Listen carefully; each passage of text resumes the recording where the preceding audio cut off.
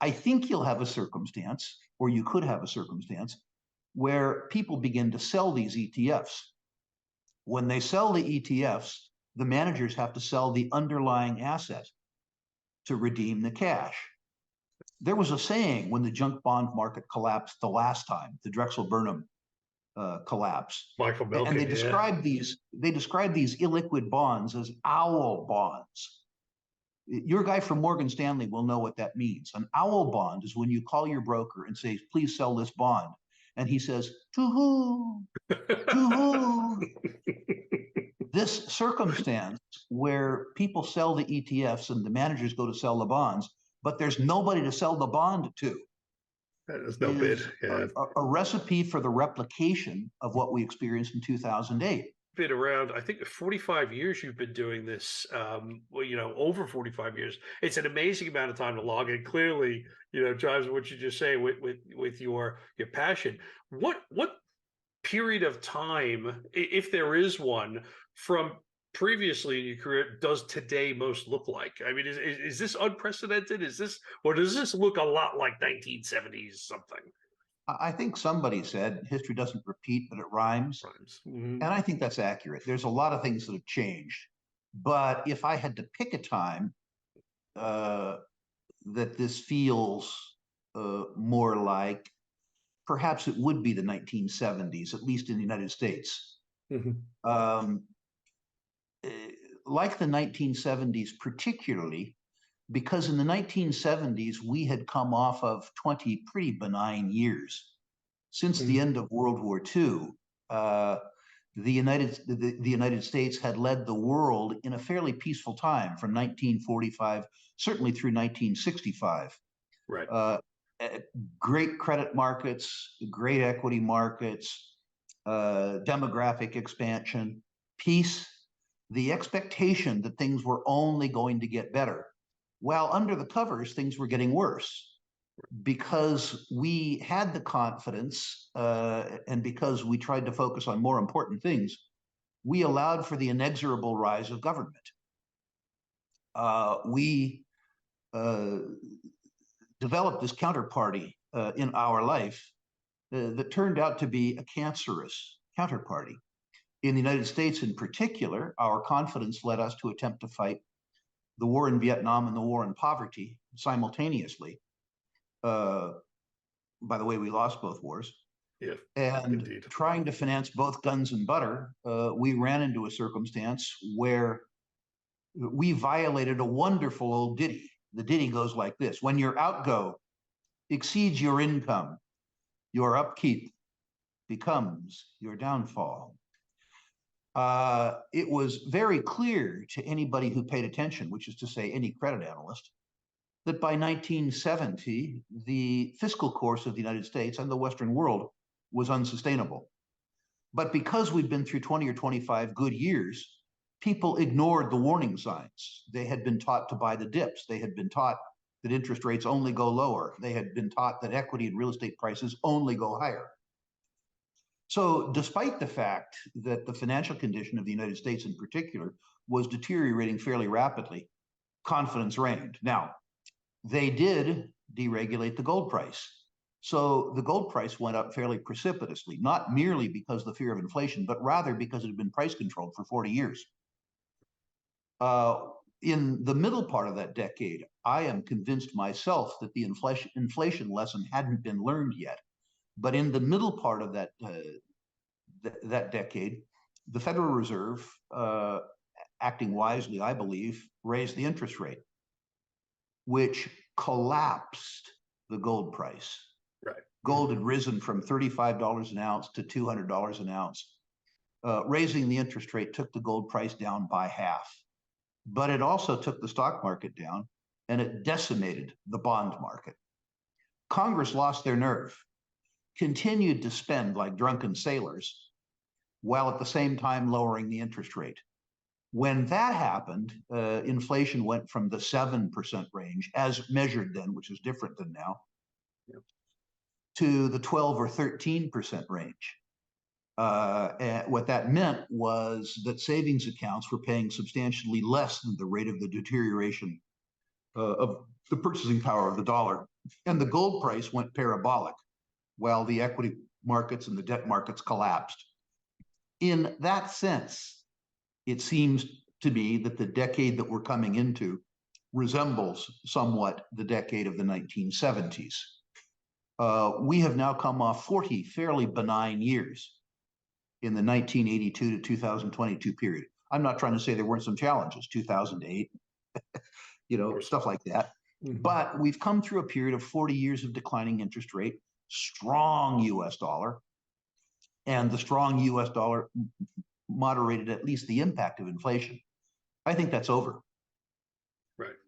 But I don't think that the confidence has subsided, which means that I think that there's going to be a 2 or 3 year hiatus period between the reality that a hardworking credit analyst might see as an example, and the reality perceived by an investor, speculator, saver, or taxpayer who has been lulled into security by 40 benign economic years.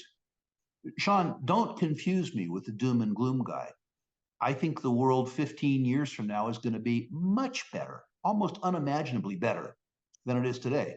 But I think we have to get from here to there. And I think we need to understand the nature of the improvement. The improvement is not going to come out of Washington or Ottawa or Brussels. The improvement is going to come because, at least in the United States, we are still such an innovative society. We are still so tolerant of success, at least for a while, that 5 or 6 young kids can commandeer a garage in Sunnyvale, California, and out pops Google or out pops Apple, which is to say that our individual creativity and tenacity is so spectacular that we have been able to and will continue to be able to afford our collective stupidity. But that assumes that each individual looks after his or her well-being. And I think that'll be the challenge for the next 10 years. That's fascinating. May the nerds save us. And I think that's another fantastic point, because you said that there might be a 3-year kind of lull between what's going on and reality hitting us. And funnily enough, I was just arguing with one of my best buddies from business school, who's an old guy at Morgan Stanley. I'm like, we're in trouble, but not yet. Because I've tried to calm my own, oh my God, the sky's falling. What keeps you up at night? Like right now, like what is the thing that you go, oh God, when this happens, forget about it? There's 3 things that keep me up. The hubris of the global political leadership flirting with world war. Mm-hmm. The idea that we shouldn't talk to our enemies, but rather that we should disparage them for internal political purposes. This is an insanity. Yes. The idea in Congress that we shouldn't talk to the Chinese, that we shouldn't talk to the Russians, that we shouldn't talk to Hamas. This is insanity on the highest order. If you have a problem with somebody that's resulting in other people dying or your people dying, you owe it to yourself to find as much common ground with the other combatant as you possibly can.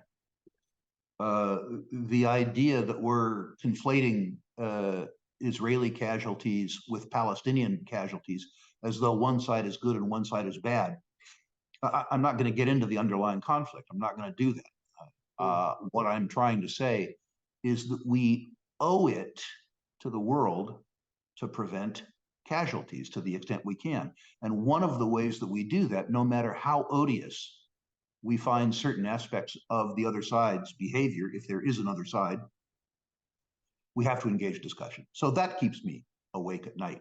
I had the very, very, very good fortune to not have to fight the war in Vietnam, something that I'm eternally grateful for. That war was a war without purpose, like most wars. The second thing that keeps me up is somewhat more mundane and just somewhat more mundane. I think there's too much complacency in the world around government debt and around the reliance on other people to shape your life and to get ahead. And I think that there's too much complacency about the general deterioration in the purchasing power of fiat currency. Most of your readers, Sean, if you ask them about inflation, would direct you to the CPI, the Consumer Price Index, which I don't believe is a gauge of inflation. And I don't believe that most readers of yours or customers of mine have paid attention to the difference. And that bothers me. If you regard the CPI as a relevant measure of the deterioration of the purchasing power of your savings, you are underestimating that deterioration. Firstly, the CPI is a constructed index, which is to say is hedonistically adjusted. The people who put it together assign values to economic outputs. Yes. If an apartment today is bigger and better than an apartment 40 years ago, they hedonistically adjust it, not taking into account the fact that people need places to live. So that's one problem. It's artificial. A second problem is that when it's inconvenient for the organizers with regards to core inflation, they leave out food and fuel. Both you and I, Sean, like to eat. So that sort of index is of less use to us in terms of understanding the impact of our own cost of living. But the most idiotic aspect of the CPI is that it doesn't include tax. The cost of government is the biggest household expense for most working families in the Western world. It is larger than housing, food, energy, and transportation combined. Now, Sean, I promise you, I think, if I didn't have to pay the tax, I wouldn't bitch so much about the index. But the truth is that regarding the CPI as a measure of the deterioration of the purchasing power of your savings is a falsehood. I attempted to do a thought exercise looking at my own household budget in the period 2000 to 2003, using those old university lessons I learned, probably poorly, by the way. And I determined roughly that the purchasing power of the basket of goods and services that I combined, including frivolous expenses like my, Agora subscriptions and stuff like that, meant that the purchasing power of my savings were declining at about 7% compounded, as opposed to the 2.8 reported in the CPI. Now, what that means is very profound for me. It means that if I buy a US 10-year treasury, the world's benchmark saving instrument, they pay me 4.6% in a currency where the purchasing power is depreciating by 7%, that the value proposition offered up to me by the US government is that they will steal 2.4% of my wealth compounded for 10 years. I seldom believe in government promises, Sean, but I absolutely, positively believe that they will keep that promise, and it's not a good one. No. This sanguine sense that people have about the future and about utilizing statistics that are assembled by the big thinkers in the world is the second thing that keeps me up, because I suspect that you are seeing tens of millions of people that are experiencing deteriorating standards of living, looking for someone to blame. And because I'm an old, fat, bald, white, rich guy, I'm afraid they might blame me. The third thing that keeps me, and by the way, mistakenly, I'm investing very hard to provide a range of goods and services that bring people's cost of living down, not up. Right. The third thing that keeps me awake is I have a sense that because people are misunderstanding what will happen to them, and because they have a false sense of confidence, that the erosion of confidence won't happen gradually, but rather will happen precipitously. Specifically, I'm afraid of a credit event like the credit event that occurred in 2008. I'm not certain this will happen, but I'm afraid it'll happen. And the place that it scares me the most is in the subprime credits. Commercial mortgages on second-tier real estate. Side note, I was in New York City not too long ago. I was in a second-tier building, Midtown. The building was 16% occupied. Yeah.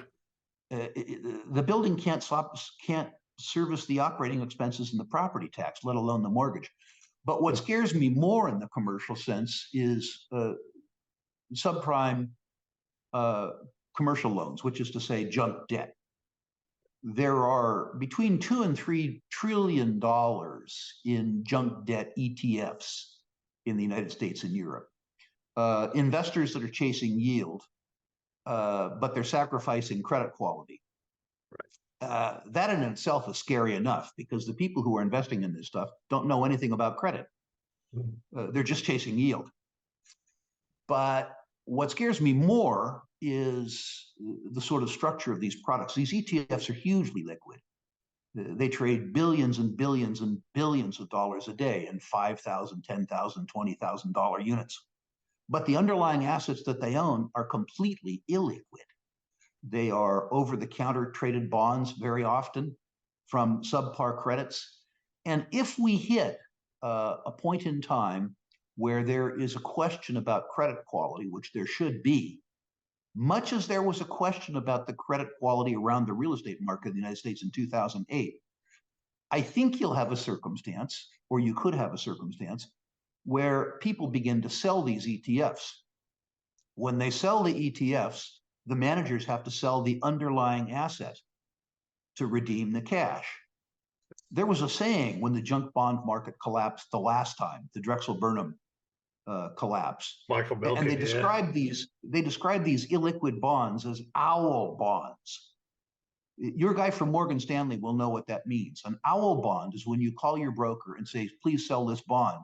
And he says, to who? To who? This circumstance where people sell the ETFs and the managers go to sell the bonds, but there's nobody to sell the bond to. There's no bid. Yeah. A recipe for the replication of what we experienced in 2008. The problem with that, well, that's a problem in and of itself, but a much larger problem is that the government itself has much less rope to push than they had in 2008.